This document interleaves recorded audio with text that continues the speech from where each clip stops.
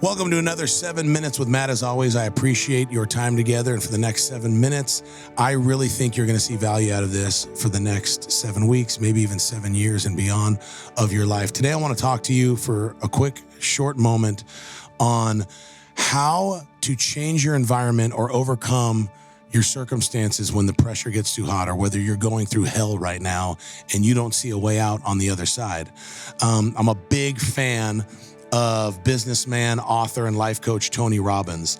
And he says when it comes to leaders, 90% of their success is based off of their psychology, the way that they think. And I'm not going to go too much into that. Like, we all know that, the power of a positive mindset and all that, but a lot of times it doesn't change our circumstances, or it doesn't change the environment. Well, today I have a thought, and I'm actually going to back it up by a book that was written to where you can actually change your circumstances and change your environment just by being like a coffee bean. This book was given to me by my son's football coach, and it was written by John Gordon and Damon West.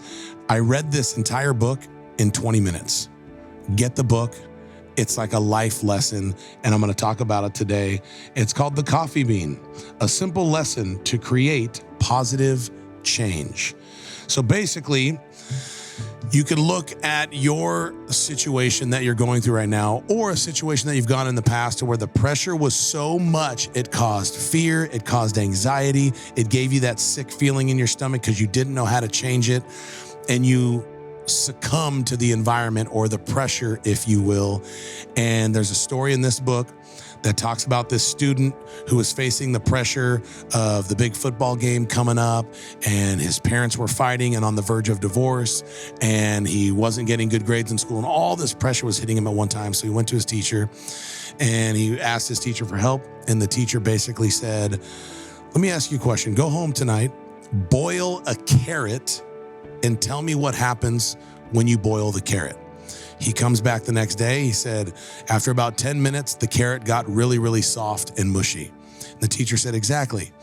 When you put a carrot in a hot pressure environment, it gets soft. Now go home and tell me what happens with an egg.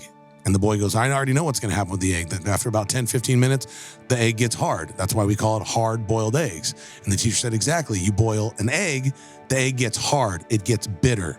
And a lot of times in pressure situations, we either crumble, we're soft, we succumb to the pressure, we quit, which is why I believe, which is why suicide is at an all-time level, and it grows every day because people succumb to the pressure. But the other side that we don't talk about too often is the people who are like eggs, and they get hard and they get bitter and they get nasty, which is why, it doesn't matter if you have the Jesus sticker or you're wearing the t-shirt and someone cuts you off and you flip them off. Life gets to them. They get hard, they get nasty. But then the teacher talked about the coffee bean. And if you put a carrot in boiling water, it gets soft. If you put an egg in boiling water, it gets hard. But what happens when you put a coffee bean in boiling water? If you know you are a coffee bean, you are not allowing the outside world to impact you. You just know that the power inside of you is greater than the forces outside of you. And with this insight, you will transform your environment and the world inside of you. How? Because when you put a coffee bean in boiling water, the water turns to coffee. What is inside the coffee bean leaks out into its environment, and it changes the environment. The carrot gets soft, the egg gets hard, but the coffee bean changes the environment. That's the whole point of the book, being a coffee bean. I'll never forget one of my first sales jobs. When I first started selling payroll, I was put on, there was a North team and there was a South team. And the North team had the best guy in the company, arguably the best guy in the nation, and the North always beat the South. The South was where all the losers were, and all the loser salesmen, if you were. And I got put on the South team. I wanted to get on the North team because my buddy was on the North team, and I was like, oh, I want to be on the North. And I thought I was going to be on the North. The manager of the North team, interviewed me. I'm like, I'm going to be on the North team. I'm going to be a champion. But dude, I got put on the South team. And I remember I was ticked off at first, but I made a decision. I want to play a part in making the South team great. And I was put in that environment of pressure and the lack of, the South team has always sucked. And, historically the South team has never done nothing. And I remember and this was before I even read this book, but I said, I'm going to be put in this situation where all the other leaders and the salespeople came into the South team and failed. I'm going to make it great.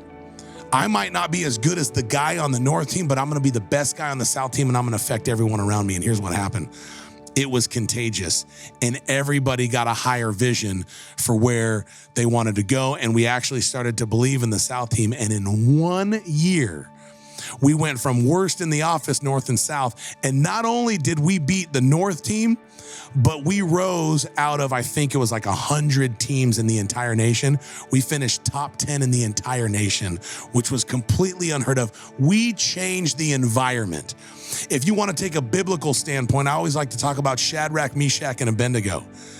That when Nebuchadnezzar turned the heat even 7 times hotter, the faith that was inside of those 3 guys brought out Jesus to stand with them in the fire, and the environment didn't even touch them. It says that when they came out, they didn't even smell like smoke, to where other people got around that fire, and before they were even thrown in, they freaking melted. I don't even know how that works, but that's what the Bible says. These guys would burn up as they walked Shadrach, Meshach, and Abednego into the furnace. And then when Shadrach, Meshach, and Abednego were burned in the furnace, not only did they not get burned, but they manifested the 4th man inside of them and changed the environment of the fire.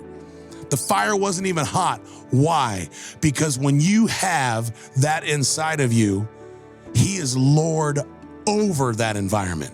He doesn't even need to put out the fire. He is Lord over it. So if you're in the fire right now, if you're in the furnace and you have Jesus inside of you, know that you can manifest that 4th man and change everything. Or if you're watching this and you don't even know the person of Jesus, I'm gonna keep it simple. Be like the coffee bean. Don't be the carrot and be soft. Don't be the egg and get hard. Be the coffee bean and let out what's inside of you and change your environment. Don't let your circumstances change you. Raise your expectation and your belief system above your circumstances and watch them change. Go out there and be a coffee bean.